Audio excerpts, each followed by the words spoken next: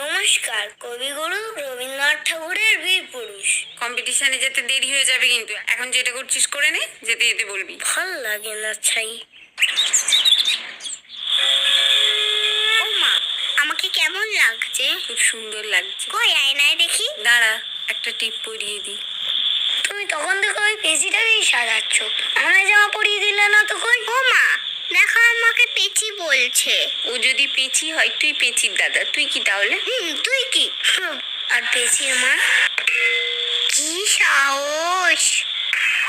চুপচাপ ঘরে গিয়ে নতুন চোস্তা পাঞ্জাবিটা পরে মাথাটা আঁচড়ে নে। বেশ হয়েছে, ইচ্ছে করে সব কবিতা ভুল বলে আসবো, দেখে নিও তুমি। স্টেজে উঠে চুপ করে থাকবো, একটা লাইনও বলবো না। ও মা, গানের সিডিটা নিয়েছো?